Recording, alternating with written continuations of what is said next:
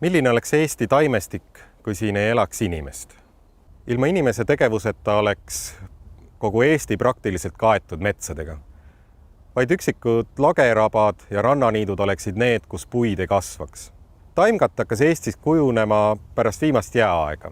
Ligikaudu 10 000 kuni 11 000 aastat tagasi valitsesid siin tundrailmelised maastikud. 9 000 aastat tagasi kujunesid välja mullad sellisena, nagu nad on ligikaudu ka tänapäeval. Alates sellest on Eesti taimkatte kujunemist määranud kliima. 6000 aastat tagasi oli siinne kliima tunduvalt soojem ja niiskem. Siis valitsesid meie metsades laialehelised puud nagu tammed, pärnad, vahtrad, ligikaudu sellised, nagu me näeme tänapäeval Kesk-Euroopas.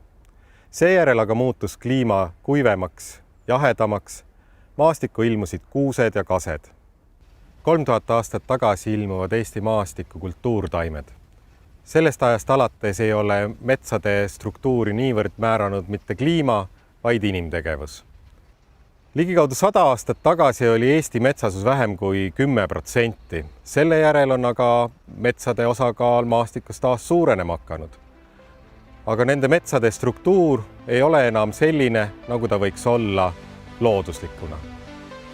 Ilma inimese vahele segamiseta oleksid meie metsad liigirikkamad ja mitmekesisema struktuuriga.